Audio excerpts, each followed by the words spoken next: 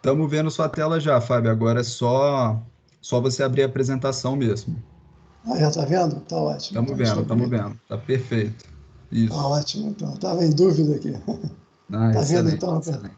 Chegou a Obrigado. apresentação aí? Chegou a imagem Perfeito, da perfeito. apresentação?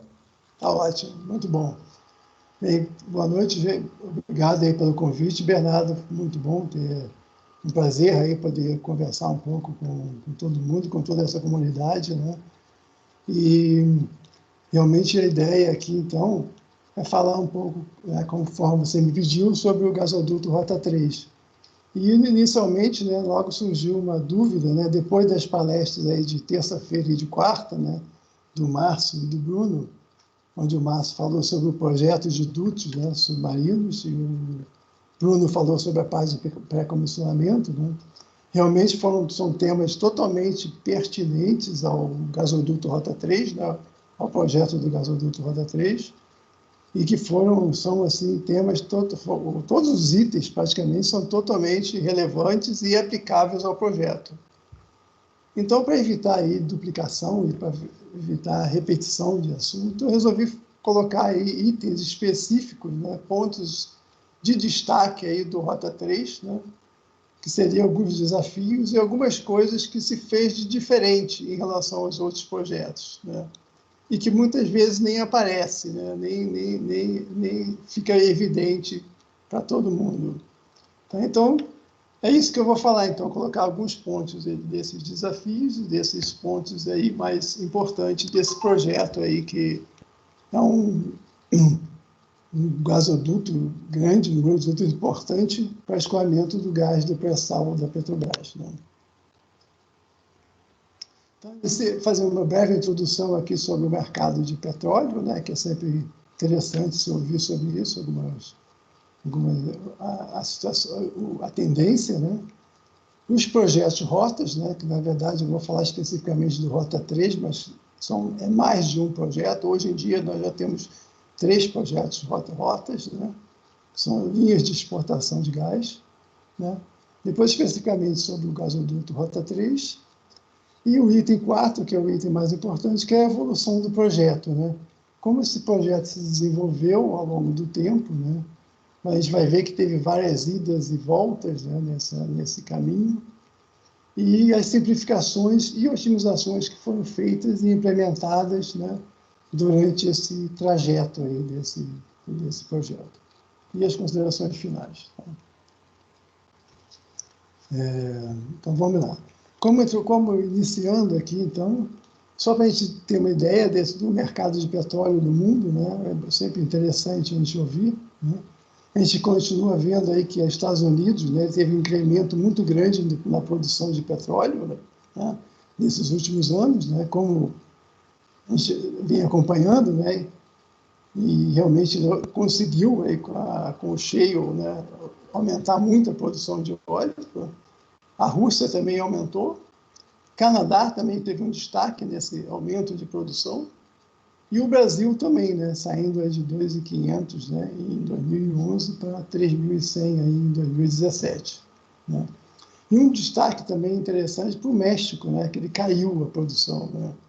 No México, como a gente sabe, né, ele negligenciou um pouco o desenvolvimento tecnológico, né, e tem um reflexo direto aí na redução da produção. Né. E os outros países aí já conhecidos, né, já extremamente falados, né? Arábia, Irã, Iraque, Emirados Árabes, Kuwait, etc., que mantêm a produção aí, né? Que mantêm, e eles realmente são os donos do petróleo, né? Eles conseguem produzir mais ou menos conforme eles queiram, né? Porque eles estão aí realmente geograficamente muito bem localizados, né? Em cima de lençóis muito grandes de petróleo, né? Mas então o Brasil, né, como eu falei, saiu aí dos 2.500, veio para 3.100, aumentando aí a produção em 2017, né? E agora, no pré-sal, a produção atual brasileira continua aumentando, né, um ponto importante, né? Hoje está em 3 milhões e meio de barris aí de petróleo, né? Que é um dado bastante forte, né? E é importante, né, a gente colocar, a gente lembrar que a produção da Petrobras nisso, né? Hoje ela já não é a detentora de toda a produção, ela está com 2,6 milhões de barris, né, por dia. E sendo um ponto importante, né, esse destaque do campo de Lula, né, que o campo de Lula sozinho produz mais de 1 milhão de barris por dia. Né. É um ponto super, já é um campo antigo, né, é um campo que foi descoberto já há bastante tempo atrás, grande, né, um campo de destaque, e que se mostra realmente a capacidade dele. Né. Hoje nós estamos aí com mais de 1 milhão de barris por dia em produção em Lula. E um outro destaque aí que já foi muito falado na mídia é o campo de Búzios. Né. O campo de Búzios ele veio da seção onerosa, né, que a Petrobras tinha uma limitação da produção, e no ano passado, com o leilão, a Petrobras comprou o resto do campo de Búzios, né, com uma parceria aí dos chineses pequena. Né. E hoje nós temos lá 4 unidades, né, em produção, né, no campo de Búzios, que foi descoberto aí em 2010, e já está com uma produção de 820, né, mil barris por dia de óleo. Né. E, sem dúvida nenhuma, né, a gente pode afirmar com toda certeza que vai passar a Lula ali, em breve. Né, vai passar realmente. Vai passar o campo de Lula, a produção de Lula, porque hoje nós temos as 4 plataformas em produção. O Búzios 5 acabou de ser assinado o contrato para desenvolvimento, né, da área de Búzios 5. Né, foi assinado a semana passada. Quer dizer, para desenvolvimento do projeto detalhado e instalação do sistema de produção. E já está se trabalhando, né, arduamente no Búzios 6, 7, 8, 9, né, e previstos aí o 10, 11 e 12. Né. Então é um campo bastante de dimensões aí internacionais, bastante importante aí nesse contexto brasileiro da produção de petróleo. Tá? Só para a gente situar nesse mercado. E essa imagem também é uma imagem interessante do pré-sal, porque realmente mostra aí que o Brasil aí foi bem agraciado né, com essa localização do pré-sal. Né. Essa parte aí que a gente vê mais escura, né, essa parte azul aí mais escura.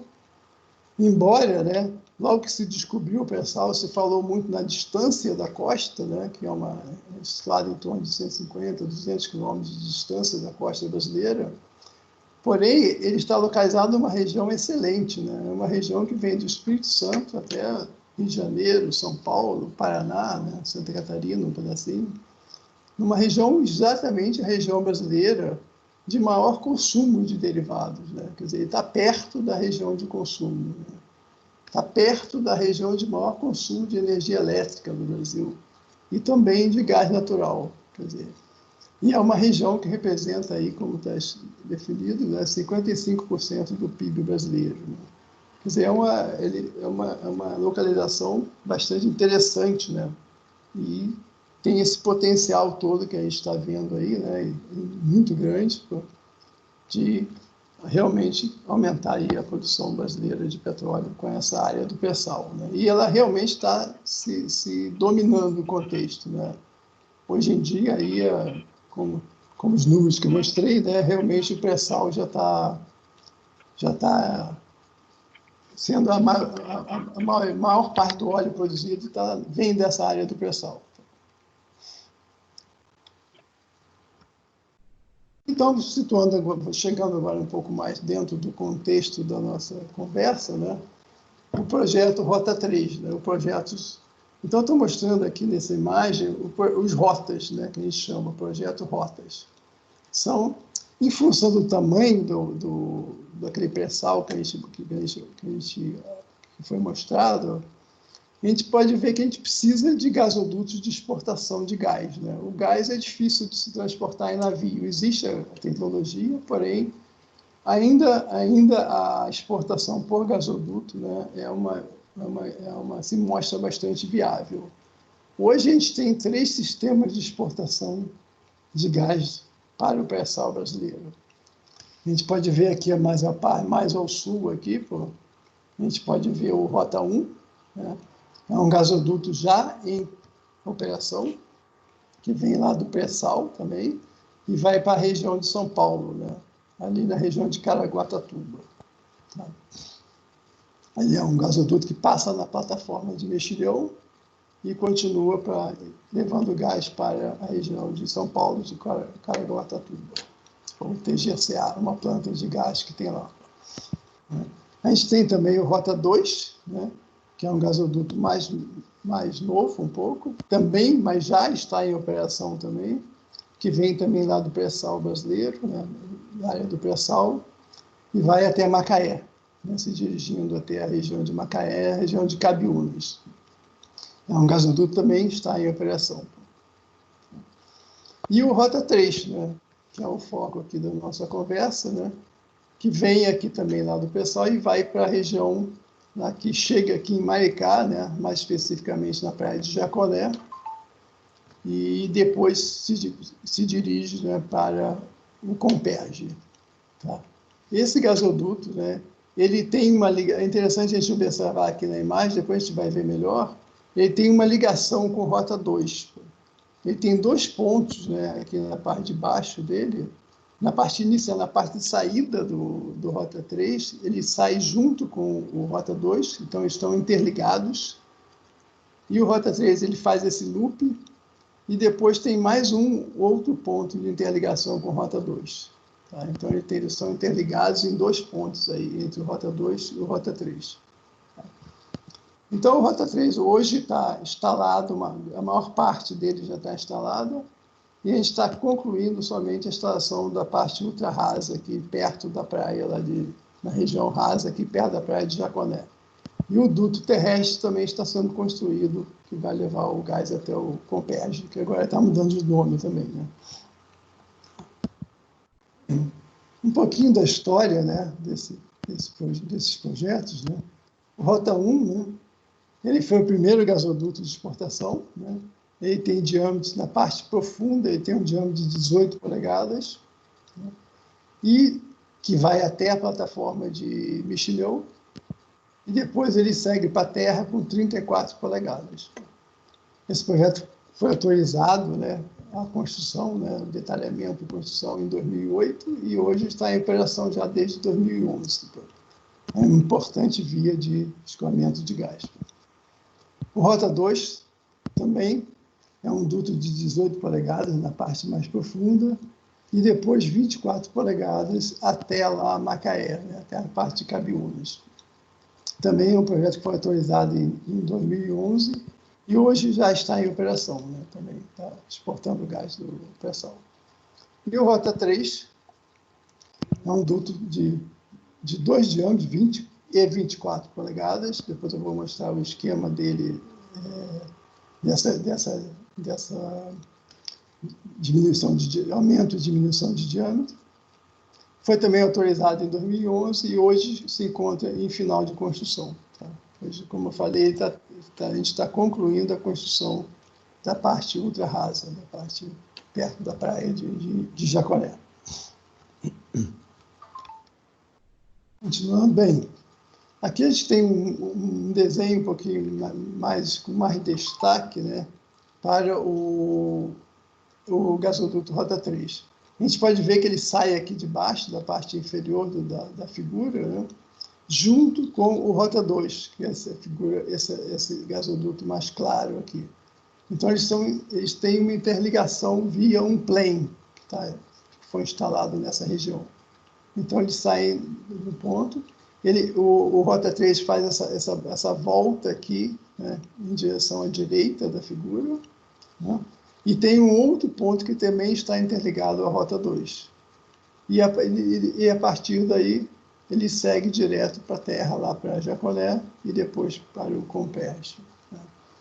Ele, como a gente pode ver, ele passa aqui, né, na borda, aqui do lado de diversos campos aí do pré-sal, né, brasileiro. Então, esse gasoduto, ele foi preparado, né, ele foi concebido com diversos equipamentos inline para poder fazer futuras interconexões, interligações com esses campos de petróleo, esses campos em produção. Então, ele está preparado para receber exportação de gás de diversos campos aí da área do pré-sal. né? E tem ainda essa flexibilidade operacional de poder escoar o gás nessa alça aqui que existe, rota 2, rota 3, o gás pode ser escoado, né, nessa alça e ir em direção a Macaé ou em direção ao Comperj futuramente, né?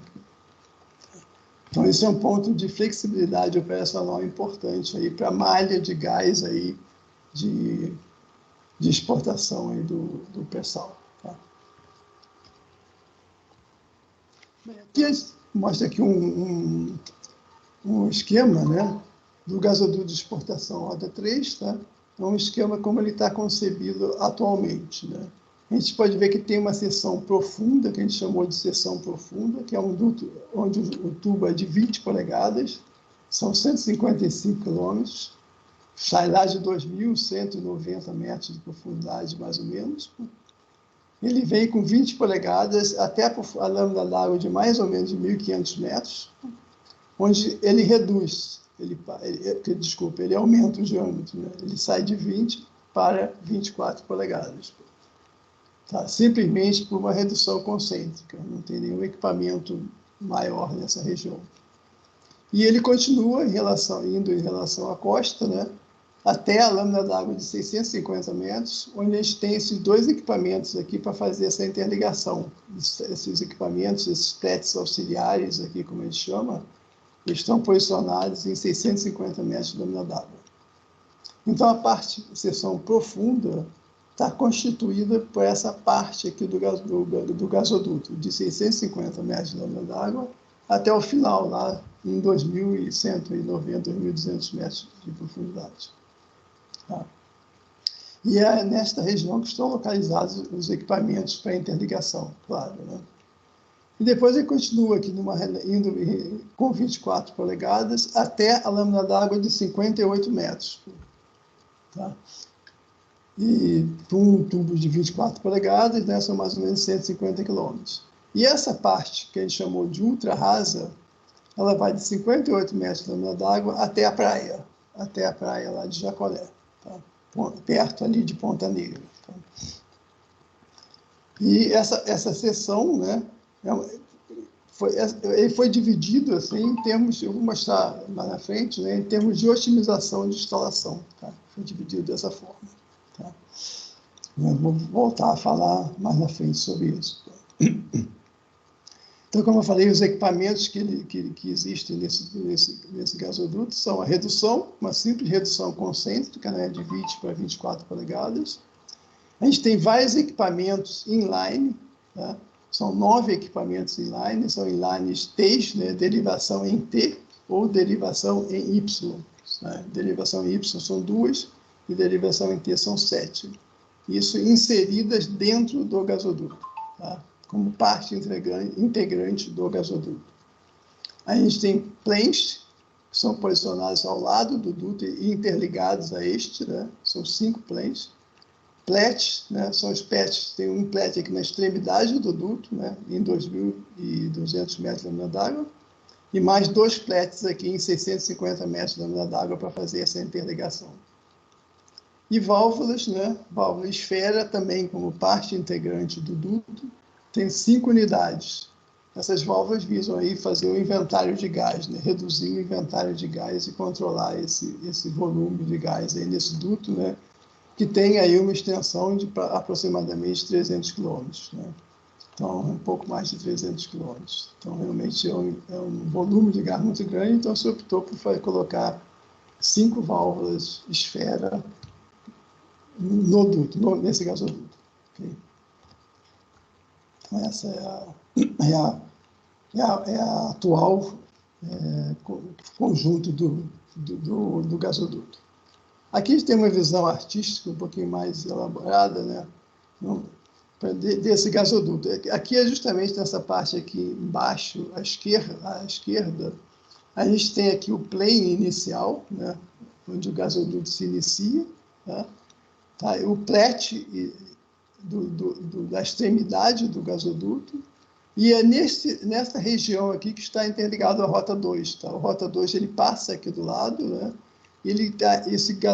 O gasoduto do Rota 3 está interligado à Rota 2 por esse plane e interligado ao campo de Lula Norte, também via esse plane aqui, o plane Lula 5. Tá? E ele segue, então, mostrando aí os diversos equipamentos inline que ele possui, né? E esses equipamentos são os equipamentos inline. O que é um equipamento inline? É um equipamento que é instalado junto com a instalação do duto. Tá? Por exemplo, esse plane aqui ele é instalado após a instalação do duto e interligado por esse jumper. O equipamento inline, não. Ele é lançado junto com o duto. Tá? Na sequência de lançamento do duto, a embarcação apenas insere o equipamento inline e continua o lançamento do duto. Isso é um ponto importante em termos de otimização de lançamento. É o tempo que você ganha tempo de lançamento do duto. E o tempo de lançamento do duto é um ponto muito importante para o custo final do projeto. Né? A gente sabe que o barco instalador é um equipamento bastante dispendioso. Então, a gente tem que tentar sempre minimizar o tempo de trabalho offshore, que é sempre um item bastante dispendioso. Tá? Então, aqui o comprimento do duto, 307 km, está previsto um escoamento de 18 milhões de metros cúbicos por dia para nesse gasoduto. Aqui um pouco da evolução do projeto, né? Esse projeto, como vocês viram, eu mostrei inicialmente, ele foi autorizado em 2011, né? Já há bastante tempo, tá? Tem que ressaltar, já há bastante tempo. E ele foi desenvolvido o projeto básico, né? Conforme a lei brasileira manda, e lançado o BID, né? Para a concorrência em janeiro de 2013. Essa concorrência, né, inicial, esse BID inicial, ele envolveu todo o gasoduto como um projeto único. Ele veio desde lá do pré-sal, né, dos 2.200 metros, até a praia, tá? Como um projeto único. Né? O que aconteceu? Esse BID ele foi cancelado devido a preço excessivo. A Petrobras recebeu as propostas e considerou que o preço estava alto, né, acima da estimativa da Petrobras, e cancelou, então, essa concorrência. E, a partir desse cancelamento, o que aconteceu? A gente recebeu uma incumbência da diretoria, né, de fazer uma revisão do projeto. Por que esse projeto, por que veio um preço excessivo? Então, a gente recebeu a orientação de desenvolver o quê? Simplificações técnicas do plano do projeto, né? Simplificações contratuais e pesquisar, incentivar novas empresas instaladoras a participarem desse certame. Porque, como a gente pode ver, esses gasodutos são muito específicos, né? São dutos que vêm de 2.200 metros, que necessitam embarcações bastante elaboradas para lançar, até a praia. Né? Ele envolve todas as etapas, as disciplinas de um duto submarino. Né? Então, o objetivo foi esse, né? Fazer simplificações técnicas no projeto, simplificações contratuais, foram feitas, mas não é o foco da conversa de hoje, nem é na minha área, tá? Então, a gente vai se ater aqui às simplificações técnicas que foram desenvolvidas a partir daí, né?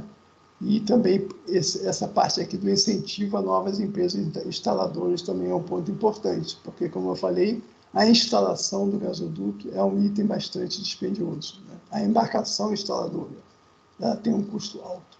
Né? Então, como é que a partir daí, então, o que foi feito? Foi feito esse trabalho, né? Esse dever de casa, e foi novamente lançado um BID um ano depois, né? Exatamente um ano depois, em janeiro de 2014, né? Foi feita uma nova reestruturação de todo o projeto, né? E foi lançado um BID, né? Uma concorrência da parte rasa e profunda apenas. Né? Aquele esqueminha que eu mostrei anteriormente, né? Foi selecionado se fazer um BID dessa parte rasa e profunda, tá? Deixando a parte ultra rasa para depois, para uma outra abordagem. Tá? Isso foi como foi conduzido. Né? Então, esse contrato aí, nessa ocasião, então, né, a gente teve sucesso nessa concorrência, né, e o contrato, né, para detalhamento e compra de materiais, equipamentos e instalação do gasoduto, esse contrato foi assinado, né, em outubro de 2014, iniciando, então, as tarefas aí de detalhamento do projeto, compra dos materiais, construção desses equipamentos todos que eu mostrei ali, dessa série de equipamentos, e instalação do gasoduto. A instalação começou, então, em novembro de 2016, né, praticamente 2 anos depois, né, e a parte desta concorrência, né, a parte rasa e profunda, está concluída, né, foi concluída em janeiro de 2018. Então, hoje está concluída, pronta, testada, pré-comissionada, conforme ontem, né, o Bruno falou, seguindo todas aquelas etapas que ele falou ontem na palestra dele, né, com bastante, muito boa e bastante didática, né? Realmente a gente seguiu todas aquelas etapas e hoje essa parte do gasoduto está pronta e testada e pré-comissionada, pronta para entrar em operação. Ele deve entrar em operação agora no segundo semestre de 2020. Tá? Está em fase final aí para começar a operação dessa parte do gasoduto. Tá? E na parte ultra rasa foi feita uma nova concorrência, né, em 2017 para instalar aqueles 10 quilômetros finais ali de 58 metros de lâmina d'água até a praia. Tá? E essa parte está sendo construída no momento, né? E a previsão é de conclusão agora em 2020, né? Esse ano ainda. Tá? Então, essa seção ultra rasa está, no momento, está sendo lançada. Bem, então vamos agora entrar no ponto, né, que é o foco mais importante, né, que é justamente a evolução do projeto, né? E as otimizações e simplificações que foram feitas, tá? Que é o foco da nossa conversa. Né? Bem, primeiro item é a diretriz. Né? Porque tu percebe, né, que eu falei que o primeiro bid foi uma seção inteira do duto, né, da praia até o final, até os 2.200 metros de lâmina d'água, né? E agora esse gasoduto foi dividido, né, na seção profunda, na rasa e na ultra rasa. Né? O objetivo dessa divisão em seções foi o aumento da competitividade na instalação, justamente aquilo que a gente falou, né, que é o custo significativo do projeto, que é a instalação. Então, foi dividida aqui nessa lâmina d'água de 2.200 metros até 650, né, esse trecho aqui, que a gente chamou de trecho profundo, né, onde existem, vamos dizer, no mercado mundial, existem poucas embarcações aptas a lançar essa seção. Né? Então, se fez um estudo aqui para ver qual seria o ponto de corte ideal, de maneira a focar, né, esse escopo nas embarcações, né, que não são muitas no mundo. Não existe muita disponibilidade no mundo para lançar esse duto, um duto nessa lâmina d'água. Já é a outra seção, a seção rasa, que vai de 58 metros até 650, né, essa seção aqui rasa, aqui não, aqui já existe no mundo um número bastante grande, né, de embarcações aptas a lançar esse duto.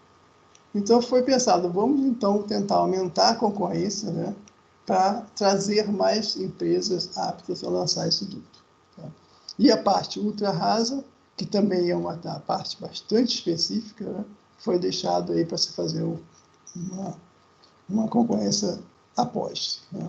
Foi tirado desse escopo aqui, né? Que o foco desse raso e profundo são embarcações de alta produtividade, né, especializadas. Já a parte ultra rasa, eu preciso de uma embarcação menor, né, mais apta a lançar com essas peculiaridades do projeto aqui da seção ultra rasa. Então, o objetivo foi esse, o aumento da competitividade na instalação. Por isso que ele foi dividido nessas seções. Tá? Então, e assim foi, e dessa forma que foi, então, a concorrência, que a gente teve sucesso e que assinou o contrato no final de 2014, com essa composição aqui. Tá? Uma outra otimização que aconteceu foi essa questão do diâmetro. Originalmente, esse duto tinha um diâmetro de 24 polegadas em toda a sua extensão. E ele foi otimizado, justamente a parte profunda, né? Justamente lá mais de 2.000 metros, foi otimizado para 20 polegadas. Por quê? Para tentar justamente ganhar competitividade de instalação. É claro, né, que reduzir o diâmetro, né, você tem que avaliar o quê? A viabilidade de escoamento desse gás. O importante, né, é de garantir o escoamento, o flow assurance. Então, foi feito diversas rodadas, diversas análises de escoamento de gás e se verificou que esse diâmetro de 20 polegadas atendia ao escopo do projeto, ao escopo designado para o Rota 3. Então, com isso, foi feita essa redução de diâmetro para 20 polegadas nesse trecho profundo. E, com isso, tentando-se aumentar o número de embarcações aptas a lançar esse duto nessa região. É claro que essas análises foram feitas também, né, em função da instalabilidade do duto, né, de acordo com, sempre seguindo a norma DNV. A nossa norma de projeto para esse gasoduto, né, e, aliás, para todos os nossos projetos atualmente, né, a gente tem usado a DNV, a base, né, a DNV-GL ST F101, que é uma norma bastante utilizada no mundo inteiro, tá? É uma norma muito popular no mundo, né? Basicamente, né, quem usa mais a API é os Estados Unidos, né? Fora os Estados Unidos, né, o mundo todo usa bastante a DNV-GL, né? É uma norma bastante popular. Tá? E é a norma que a gente tem adotado nos nossos projetos. Ela tem uma abrangência muito grande. Isso é muito importante. Então, foi feita essa redução de diâmetro e é como o gasoduto se encontra hoje. Né? 20 polegadas na parte profunda, onde estão os equipamentos, né, todos, os inline T's, inline Y, etc. E a partir de 1.500 metros para a costa, 24 polegadas.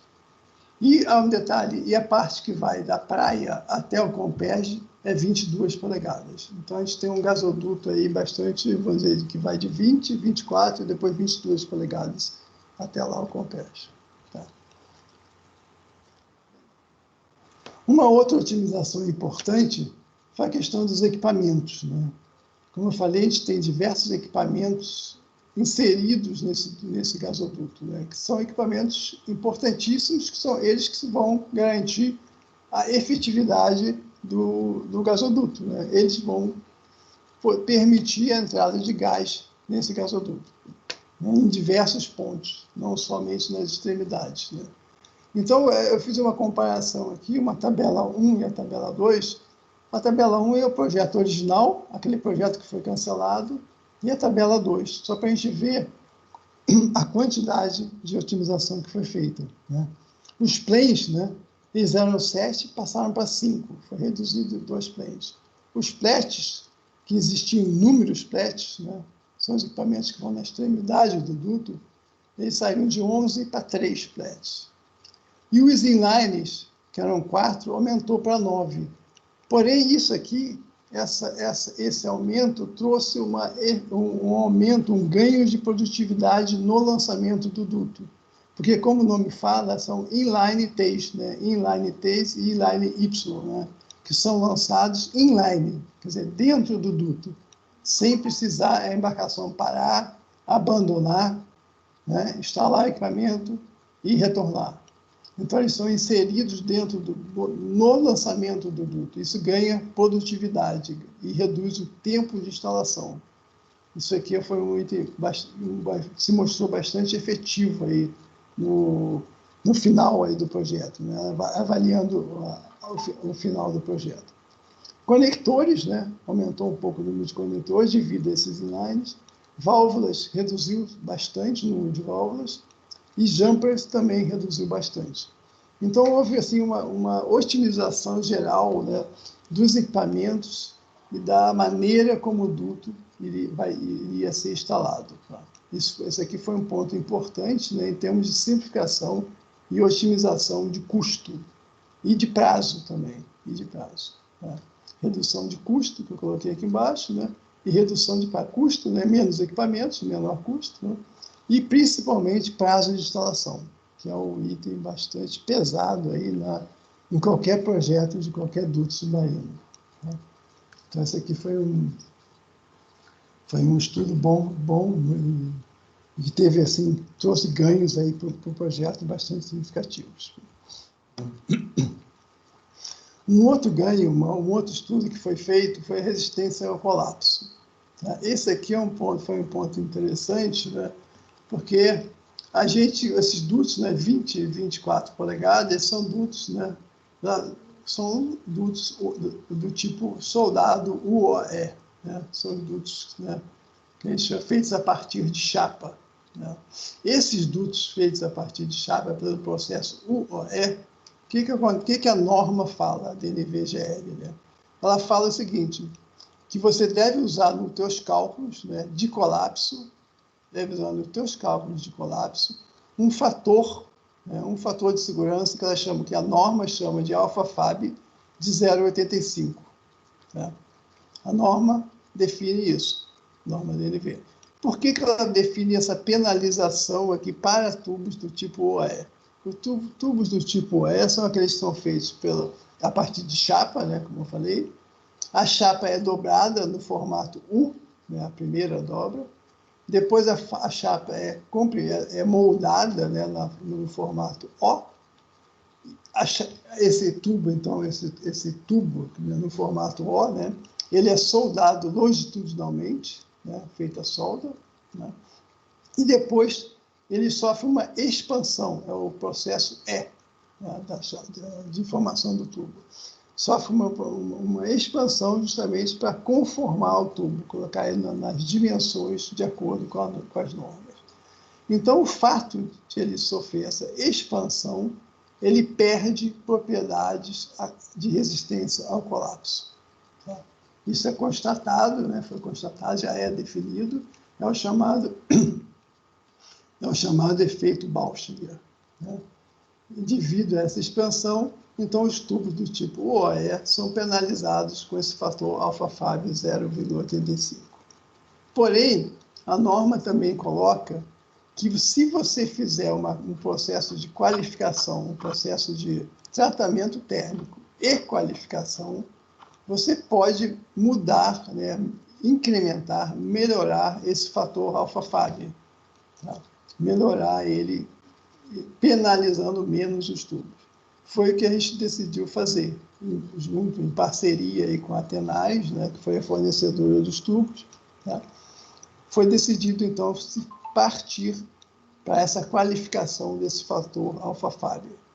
Então, isso não é um processo curto, não é um processo simples, durou mais ou menos 1 ano essa qualificação, né?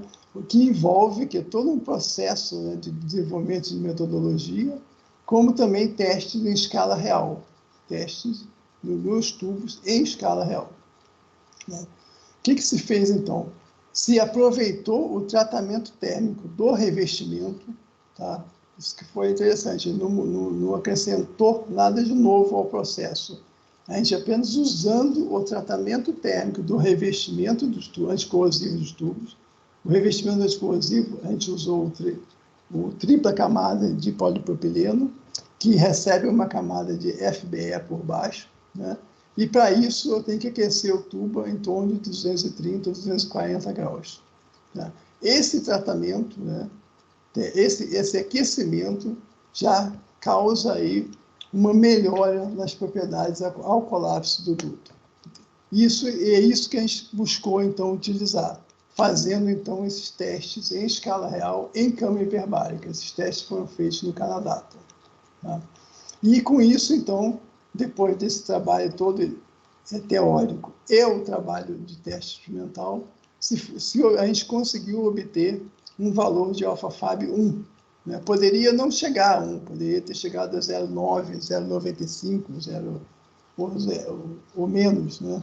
E, nesse caso, a gente conseguiu, com esse processo, chegar a alfa-FAB igual a 1. né? E interessante notar que todo esse processo, né, foi acompanhado pela própria certificadora DNV. A nossa norma de projeto é a DNV-GL, né, ST-F101, e, em paralelo, esse processo de qualificação foi acompanhado e certificado pela norma, pela DNV. Tá? Então, hoje a gente tem uma certificação desses tubos pela DNV, vamos dizer assim, carimbando, né, consagrando aí esse valor de alfa-Fab igual a 1 para os tubos, né, do Rota 3. E com isso, o que significa isso? Né? O que significa essa otimização? Significa redução da espessura da parede dos tubos. Tá? Isso aqui, esse alfa-Fab, ele entra como um fator de segurança no cálculo do colapso, né? Está lá na norma. E quando eu saio de 0,85 para 1, eu otimizo a espessura de parede dos meus tubos. Esse é o resultado aí, o prático, direto do processo. Tá? E qual foi esse resultado? Esse resultado está mostrado aqui, né? Resultado para os tubos de 20 polegadas, que são os tubos que estão na lama d'água mais profunda, que são mais afetados pelo colapso, claro, né? Então, eu fiz uma tabela aqui comparativa, que qual é a diferença que eu teria considerando o alfa-Fab 1 ou o alfa-Fab 0,85, conforme a norma manda. Quer dizer, se você não fizer nada, você tem que usar alfa-Fab 0,85. Tá? Fazendo um processo de qualificação, a gente conseguiu qualificar o processo, né, atingindo o valor 1, né, e qual foi o resultado disso também? Então, eu coloquei aqui para o tubo de 20 polegadas, os dois comprimentos, né? A gente tem duas espessuras dele, né? São dois, mais ou menos, são 150 quilômetros, mais ou menos, de tubo, né? Então, e aqui eu tenho, então, a espessura calculada. Então, nessa parte aqui mais profunda, né? Nessa parte aqui mais rasa, calculando com a alfa-Fab 1, eu tenho 25,9 milímetros de parede.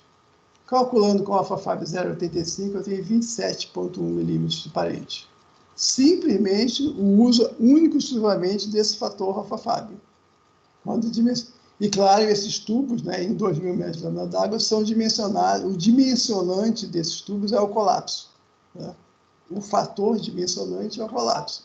Então, isso aqui diretamente influencia o projeto. Então, só aqui nesses 50 km de tubo, a gente tivemos uma diferença de 714 toneladas de aço. E na outra seção do tubo, a parte mais profunda, né, que são 100 km mais ou menos, a espessura saiu de 27,5, saiu de 29,2 para 27,5 de milímetros de parede. Tá? Aqui dando uma diferença de 1.900 toneladas de aço. Então, um total aqui de 2.600 toneladas de aço, aqui, só devido a essa qualificação aí que foi feita. Então, foi reduzido, né, foi diminuído a quantidade de aço a ser comprada. Os tubos a gente conseguiu reduzir a espessura de parede dos tubos de 20 polegadas, tá? Nessa quantidade aqui de aço. Então, foi um ganho aí bastante, aí, vamos dizer, significativo nesse projeto, né? E que muitas vezes não aparece, né? Isso nem é comentado, as pessoas nem sabem o que aconteceu, né? Mas esse realmente foi um projeto otimizado, né? Outra otimização que foi feita, tá? Foi quanto à ovalização dos tubos. A gente sabe que a ovalização é um item bastante importante, né? Ele entra no cálculo do colapso também, né? Lá na equação que está na DNV, tá? Para a avaliação do colapso de dutos em águas profundas, um dos componentes daquela fórmula é a ovalização dos tubos.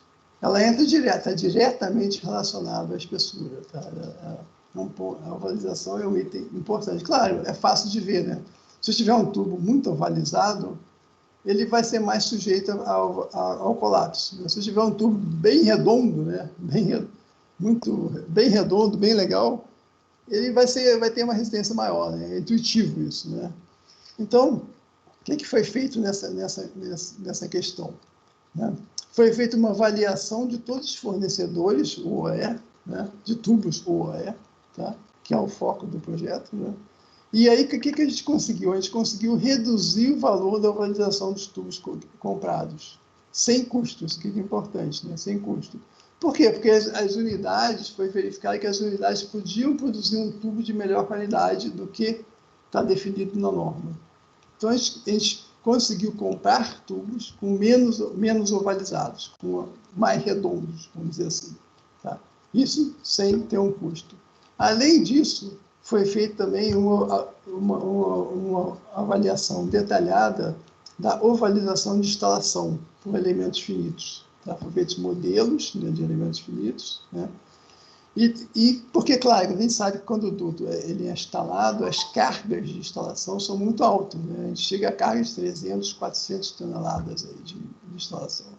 Isso faz com que o tubo fique, com que a ovalização residual do tubo seja aumentada durante a instalação.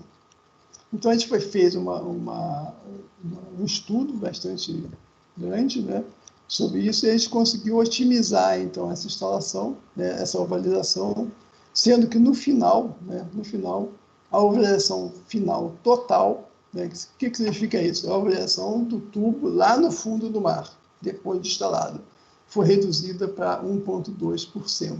Tá? Considerando, claro, a instalação S-Lay, que era o foco aí desse projeto, a instalação S-Lay. Tá? A instalação S-Lay é o foco principal desse projeto. Né? Tá? Então, a gente conseguiu reduzir aí também um pouco essa avaliação. Qual é a consequência disso? De conseguir considerar uma avaliação menor, né, no projeto. A consequência é essa aqui, né, que está aqui aparecendo também para os tubos. Deu um exemplo aqui para os tubos de 20 polegadas, né, que é o ponto principal. Né? Então, é aqui nos comprimentos também, né, iguais à outra tabela. Né? Então, a gente conseguiu, com isso, simplesmente pela avaliação, considerando a avaliação de 1,2, ou 1,5. 1,5 é a avaliação padrão da norma. Né? Então, a gente, considerando a avaliação de 1,2, a gente reduz a espessura de 26,4 para 25,9 milímetros. Tá? Reduzindo, então, aí 315 toneladas de aço. Na parte maior, né, mais extensa, a gente consegue reduzir também de 28,1 milímetros para 27,5. Dando um total aí, então, de 1.000 toneladas de aço a menos, simplesmente pelo fato de eu reduzir, de calcular o meu tubo, considerando uma avaliação de 1,2%. Tá? Lembrar só um detalhe, assim, para quem... um detalhe sobre a questão da definição da avaliação. Essa avaliação aqui de 1,2 que eu estou falando é a avaliação DNV, tá? DNV, não é a avaliação API. A API é diferente, tá? Então, a avaliação DNV, conforme a DNV define. Tá? Então, com esse cálculo, com essa otimização, a gente conseguiu reduzir aí 1.000 toneladas de aço nos tubos. Tem uma outra otimização foi a questão da resistência do material. É um outro item, né, um outro fator de segurança que está na norma lá da DNV, está lá na DNV STF 101, que é chamado de alfa-U. Né? É um fator que ela diz o seguinte: se você comprar o tubo normalmente, considerando todos os requisitos da norma, sem colocar nada adicional, você deve considerar esse coeficiente de segurança como 0,96. Isso é o que a norma fala. Porém, se você quiser comprar um tubo de melhor qualidade, vamos dizer assim, melhor qualidade não, um tubo onde você conhece melhor as propriedades de resistência do material, tá? De melhor qualidade não, desculpe, tá? Não é isso não. Onde você apenas tem mais certeza das propriedades de resistência do material. Que propriedades são essas? Resistência ao escoamento, resistência à ruptura.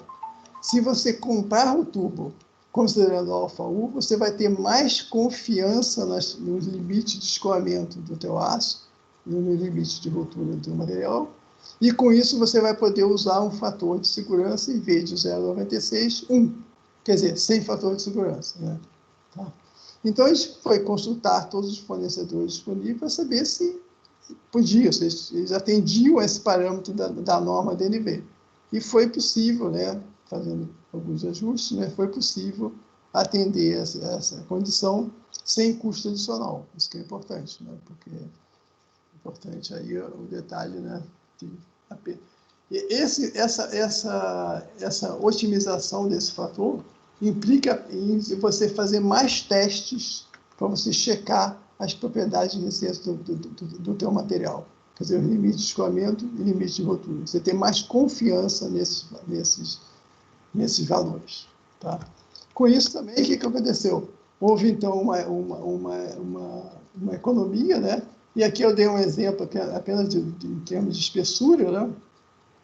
Para os tubos lá de 20 polegadas em 2.300 metros de domínio d'água, né, por exemplo, eu tive lá, a gente calculando com alfa-U de 0,96, a gente obtém 27,7 milímetros. Calculando, usando simplesmente a fórmula da LV, calculando com alfa-U igual a 1, você obtém 27,5 milímetros. É uma diferença pequenininha, mas em muitos quilômetros, né, você vai juntando as coisas, né? Vai juntando aí os quilos de aço, tá? Então foi feito isso também. Esses tubos foram comprados com alfa-U igual a 1, tá? Uma outra otimização também importante que foi feito, né? Foi a questão da espessura calculada, tá? O que se adotava até então, né? O que se vinha adotando como padrão nos projetos, todos os projetos anteriores, e que era realmente o padrão do mundo, né? Se você calcula uma espessura, né? Você calcula a espessura lá, faz todos os cálculos de colapso, propagação de colapso, instalação, pressão interna, etc., estabilidade, faz todos os cálculos lá, discriminados da norma, né? E depois você acha uma espessura de parede. E você, quando vai comprar o teu tubo, usando a norma padrão, né? A norma, você compra a espessura acima. Você compra uma espessura padrão, que está definida na norma lá. Por exemplo, aqui, para um tubo de 20 polegadas, né, a gente calculou uma espessura de 27,5 milímetros. Tá? Usando a norma, a ASME, né, eu iria comprar um tubo de 28,58, porque isso aqui não é uma espessura padrão. Isso aqui não está na norma. Isso aqui isso aqui tem que ser fabricação especial. Né? Não está na norma. Então, eu iria comprar no 28,5, né, 58, que seria o quê? 1,125 polegadas. Né? A norma está sempre padronizada pelas polegadas. Né? Então, com isso, o que acontece? Olha a diferença de 28,5 para 27,5. Né? 1 milímetro praticamente, né? 1 milímetro de variação de espessura em função de estar comprando um tubo padrão. Simplesmente isso. Então, o que foi feito? Então, foi feita uma consulta aos fabricantes, né? E se verificou que é possível fornecer chapas customizadas, né? Chapas para fazer o tubo, customizadas na espessura calculada e não na espessura padrão, sem custo adicional também. Isso, então, é um ganho bastante grande, né? Porque, em vez de comprar um tubo sempre um padrão acima, eu estou comprando o tubo exatamente na espessura que eu preciso. Tá? Eu tenho calculando, eu calculo e compro aquela espessura, exatamente a espessura calculada. Tá? Bem, uma outra otimização, essa aqui foi uma otimização interna, tá? Totalmente interna à Petrobras, né? Que é a questão da sobreespessura de corrosão. Né? Claro, é comum, né? As próprias normas falam, né? Que você deve adicionar uma sobreespessura de corrosão. O que significa isso?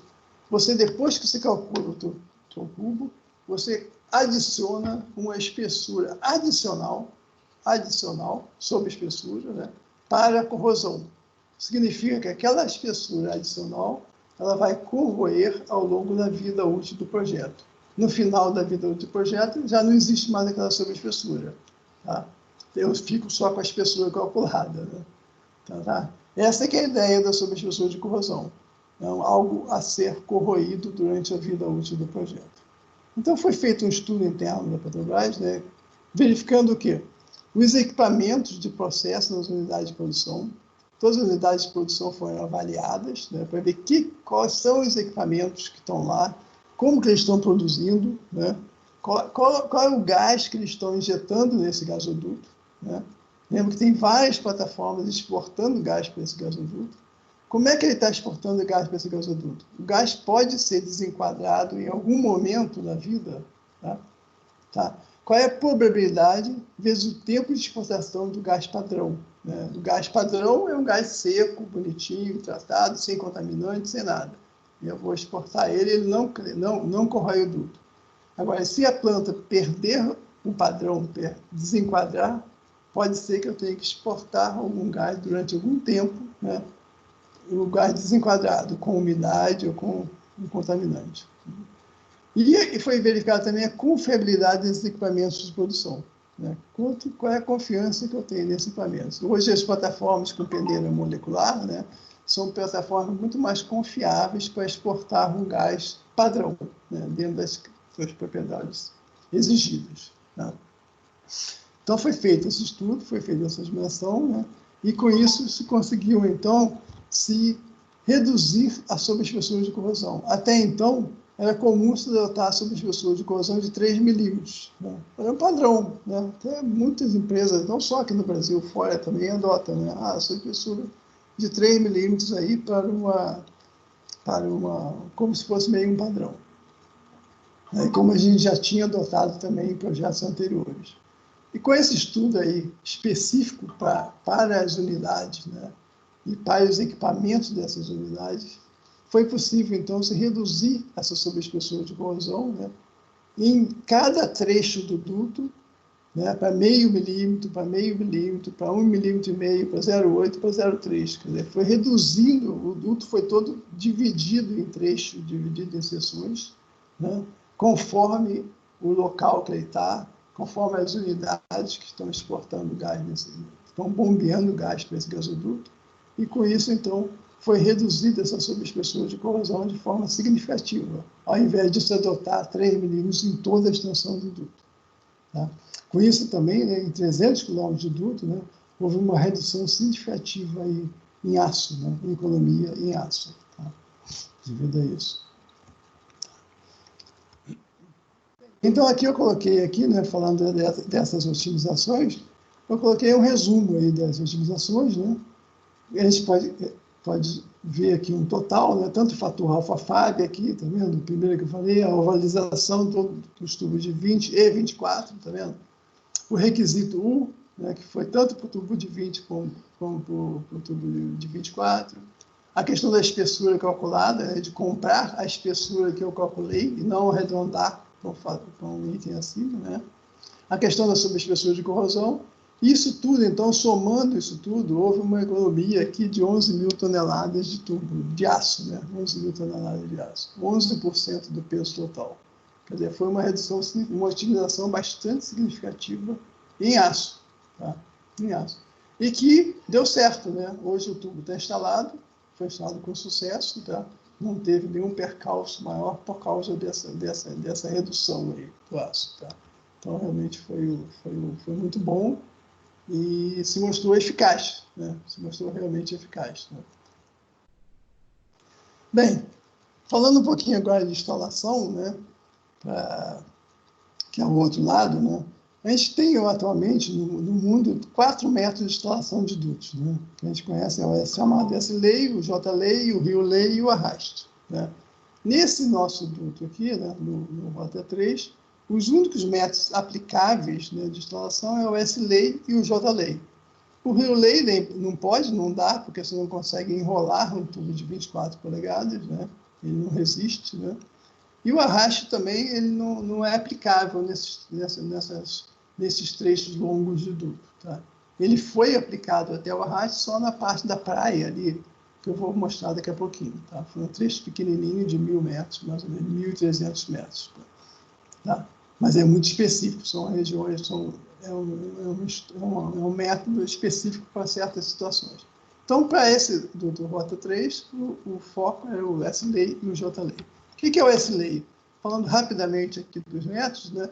O S-Lei tem uma balsa, né, que a gente chama de balsa S-Lei, ela constrói o duto na horizontal e lança o duto no fundo do mar em uma catenária dupla, né? São as duas curvas, por isso que é chamada de S, né? A curva superior e a curva inferior do duto. É claro que ela tem uma tension machine aqui, uma máquina que segura o duto, né, que aplica tração, que mantém o duto nessa configuração aqui e dentro das tensões admissíveis de instalação que são analisadas por programa de elementos finitos. Tá? Então, esse aqui é basicamente o SLA. O importante do SLA é o quê? Ele constrói o duto na horizontal e lança o duto no fundo do mar. Tá? Esse aqui que é o foco do... O duto é soldado aqui no convés da balsa na posição horizontal e lançado no fundo do mar. O método de J-Lay, ele já foi desenvolvido mais recente, né? O S-Lay é muito antigo, né? O J-Lay não, o J-Lay já é um método mais moderno, foi desenvolvido para lâminas de águas profundas, porque ele lança o tubo na vertical, certo? Ele eu construo seções de duto aqui na embarcação, usualmente seções de 48 metros.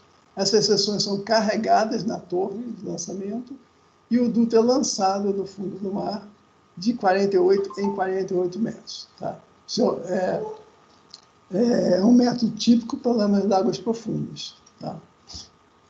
E que seria aplicado para grande parte aí do Rota 3. Não para todo ele, mas para grande parte do Rota 3, sim.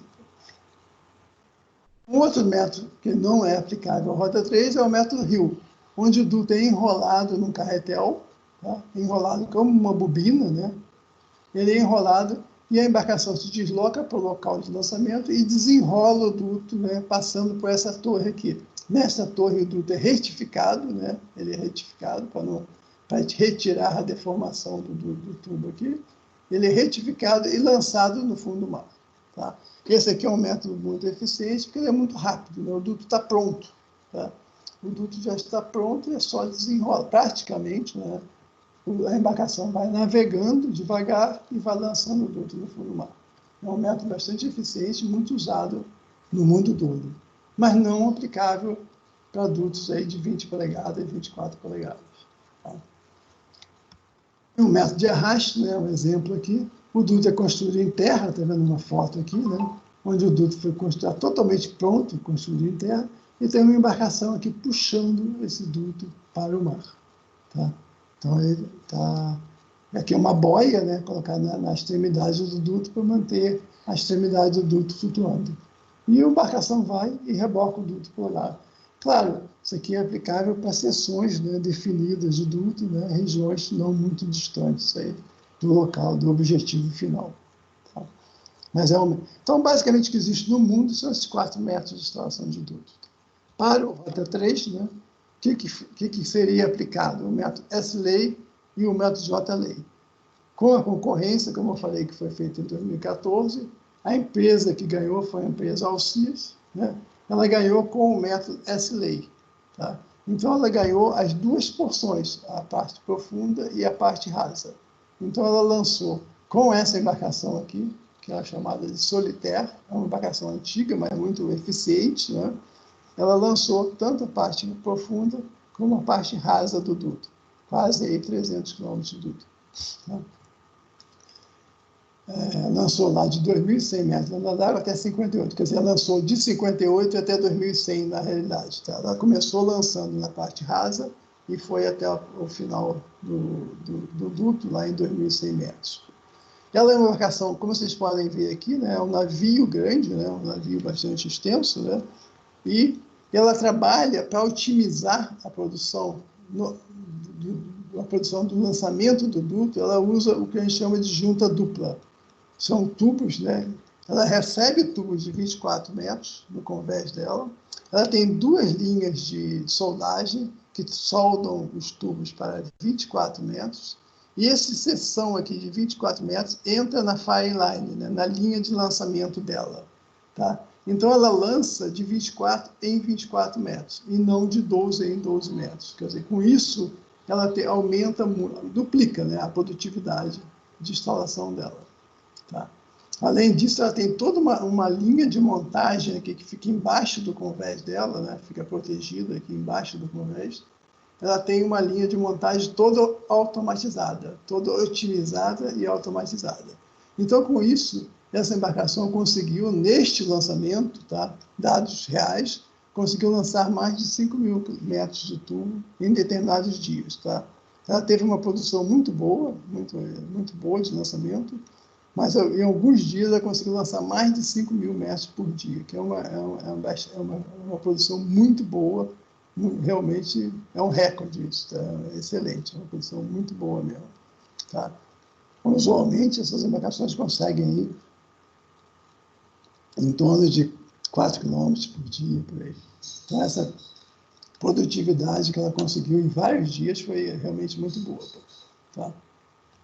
Então, assim foi lançado o Rota 3 da parte profunda e da parte rasa.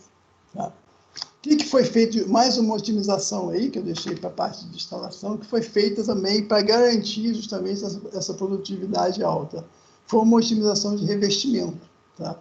Ela tem quais são os dois pontos-chave no lançamento do duto? É a solda e o revestimento. São os dois itens aí que são, vamos dizer assim, o caminho crítico do lançamento de um duto, por essa lei. Né?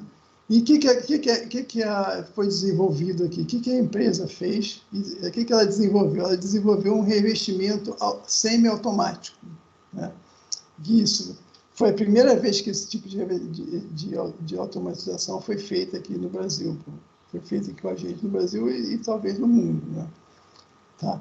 Qual foi o revestimento aplicado na junta de campo? Né? O tubo ele vem revestido da fábrica, né? Ele foi revestido com o sistema 3LPP, que é um sistema constituído por uma camada de FBE, uma camada de adesivo e uma camada de polipropileno. Isso é o tubo. Aí esse tubo vai para a embarcação, é soldado, né? Foi a junta de campo, que a gente chama de junta de campo, e nessa junta de campo é aplicado também um revestimento anticorrosivo compatível com o revestimento de fábrica. Que esse revestimento também é constituído por quê? Por uma camada de FBE, de Fusion Bonded Epoxy, né? O FBE é um excelente anticorrosivo, tá? É um excelente anticorrosivo. Ele é aplicado em pó e a quente, né? Sobre esse FBE é aplicado um adesivo e sobre o adesivo é aplicada a manta termocontrátil. Isso aqui é um revestimento clássico, né, aplicado no mundo todo. Tá? É um revestimento conhecido, clássico e muito usado no mundo todo. Tá? A diferença aqui foi que a Alcis desenvolveu, né, uma aplicação automática para o FBE. Quer dizer, uma vez a máquina posicionada, ela aplica automaticamente. Aplica também automaticamente o adesivo e aplica automaticamente também a manta termocontrátil. Essa foi a aplicação desta manta termocontrátil de forma automática. O que garantiu? Garantiu menos interferência humana, menos erro humano. Né? Então, garantiu aí uma otimização desse sistema. Então, a otimização da solda e a otimização do revestimento garantiu aquela alta produtividade aí como eu falei, de mais de 5 km por dia de duto. Né? Foi uma redução no tempo de aplicação do revestimento e otimização da instalação do Rota 3. Tá? Bem, essa foi uma importante otimização também da instalação. Agora um pouquinho da parte ultra-rasa, né, para a gente concluir. Né? Instalação do Rota 3 ultra-rasa, como é que foi feita? A embarcação Locar Pipe, né, instalou o duto de 17 metros d'água até 33. Tá? Isso já foi feito, né? Foi feito, como eu falei, foi feita uma nova concorrência, né? Foi feito um bid, foi assinado um contrato. Né? A McDermott ganhou esse contrato e ela contratou a Locar Pipe. Né? Por que a Locar Pipe? Tem uma questão da legislação da ANTAG aqui, que obriga aí a um conteúdo nacional. Então, foi contratada essa embarcação, que lançou o duto de 17 até 33 metros d'água. Tá? E depois, a partir de 33, o que aconteceu? A McDermott trouxe a embarcação DLV 2000, e ela está, no momento, a gente está lançando o duto, né, de 33 até 58 metros d'água. Isso está acontecendo agora. Tá? E esse trecho aqui de 17 até a costa, até a praia, né, o duto foi arrastado por HDD. Né? HDD, Horizontal Directional Drilling, né? Que foi alvo aí também de uma palestra de vocês, que a Melina fez, né? E que já explicou essa tecnologia para vocês. Né? Então, realmente já é um fato conhecido que foi empregada aqui nesse projeto também. Tá? Então, aqui a gente mostra, aqui, tá vendo? É justamente nesse trechinho aqui raso da praia, tá? Esses 1.300 metros aqui, esse trecho vermelho e o trecho azul, esses 1.300 metros foi lançado uma seção de tubo no fundo do mar, um string, né? Uma seção de tubo no fundo do mar, e ele foi arrastado pelo HDD, né? Por dentro do HDD, até a praia, tá? E essa foi, então, foi aquele método que eu falei de arraste, né, que foi aplicado aqui num trechinho de 1.300 metros de duto. Tá? E pela técnica de HDD, né, que já foi aí bastante objeto aí de outra palestra, né, que foi também bastante eficiente, né, se mostrou bastante eficiente e foi feito com sucesso. Então, o duto foi lançado, né, pela Locar Pipe até aqui, mais ou menos, até 33 metros d'água. Hoje nós estamos mais ou menos aqui, né, mais ou menos nessa região aqui do duto, né, lançando o duto, esperando aí terminar nesse mês o lançamento até essa posição dessa válvula 5. Tá? São fazendo um total aí em torno de 10 km e pouquinho de duto. Tá? E aqui, essa parte do trecho raso já está lançada, a parte em preta aqui do trecho raso já está pronta, já está lançada, tá? E depois a gente faz o tie-in, né, que é a ligação, né, entre um trecho e outro, entre o trecho raso e o trecho ultra-raso, né, vai ser feito com spool submarino, tá? Spool conectado aí com flanges conectado submarino, tá? Tá? Então, aí conclui, então, o gasoduto, né? E esperamos aí que em breve ele comece a funcionar, né? Se bem que esse ano, né, está previsto funcionar aquela parte lá daquele loop, aquela parte profunda, né, da interligação com Rota 2, que levaria o gás para Macaé. Quer dizer, o Rota 3 poderia funcionar em loop com Rota 2 e, com isso, exportando o gás para Macaé. E esse trecho aqui, a gente pretende terminar esse ano ainda, né, para já estar disponível no ano que vem aí para começar os trabalhos de operação. Né. E agora, concluindo aqui, né, a gente vê aqui o canteiro do HDD interna, né, naquela região de, como eu falei, da Praia de Jaconé. Tá? Aqui no fundo a gente tem Ponta Negra, né, aquele morro lá no fundo, Ponta Negra, Praia de Jaconé. Aqui é o canteiro do HDD, que se apresenta, já desmobilizado, tá? Sem os equipamentos. Né? Aqui foi montado todos os equipamentos necessários para fazer a perfuração e o arraste do duto. Né? E aqui no meio, tá vendo, nesse pontinho aqui no meio, a gente vê o duto, né? Tá lá, a extremidade do duto chegou, tá bonitinha lá, esperando aí a conexão com o duto terrestre que vem daqui, né? Que vai chegar aqui. Já está sendo construído e vai chegar aqui. Tá? Então, aqui está lá o duto bonitinho, pronto, né, esperando aí a conexão terrestre. Tá? Considerações finais, né? É um projeto foi desafiador, tá? Eu coloquei apenas alguns aspectos dele, né? Não foi possível falar de tudo, né? De todas as ocorrências. Foi um projeto longo, um projeto que teve revisão, aconteceu diversas etapas aí, né? Foram feitas otimizações de projetos, né? E que foram implementadas, eu diria, com sucesso, tá? Todas essas que eu mostrei aqui foi realmente implementado, não é número de papel, tá? É número real, tá? Ela foi implementada e a gente teve sucesso com isso. Né?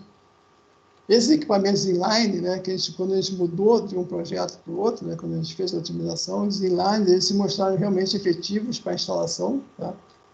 Tá? E foi mais eficiente em termos de reduzir tempo de instalação. Né? Foi feito, a primeira vez que foi usado esse sistema semi-automático de revestimento juntos, tá? De campo com HDD. Foi a primeira vez que a gente usou e realmente o resultado foi muito bom, tá? Porque realmente diminuiu o tempo de instalação, né? Que é o item, como eu falei, é um item dispendioso no projeto, né? E teve conteúdo nacional também esse projeto. Né? É isso, gente. Eu queria agradecer aí a atenção de todos, né? Agradecer ao YPP Brasil e o comitê organizador pelo convite, né? Pela possibilidade de estar aqui conversando sobre esses aspectos, né? Embora não tenha sido possível falar sobre tudo, né? Mas muito bom, muito gratificante poder estar aqui. Né? Agradecer a Petrobras, né? para a gente poder participar desses projetos, né, poder fazer esses estudos, esses desenvolvimentos, né? A gente tem uma certa liberdade de fazer isso é muito bom, né? E agradecer também a todos os participantes, né, que estão aqui, que estão hoje, numa quinta-feira, aqui, 8 horas da noite, né, não sei que assim, já são 8h20, né, 8 horas da noite, né? Obrigado aí, atenção, obrigado pela atenção de todos aí, principalmente. Tá? Obrigado. Fábio, muito Opa. obrigado pela apresentação, por passar um tema tão complexo de maneira tão clara e objetiva. Também agradecer, como você disse, o pessoal que está aqui até agora. A gente teve 130 pessoas conosco, agora temos 120. E vamos abrir para as perguntas. E aí a Ok, gente pede para ir levantando a mão, quem quiser perguntar, e aí a gente vai liberando aos poucos as perguntas. Então, a gente já vi aqui que o Cláudio levantou a mão. Então, Cláudio, você poderia fazer a pergunta, por favor? Boa noite. Excelente palestra. Muito bem pautada e tudo mais. Eu fiquei com uma dúvida, né?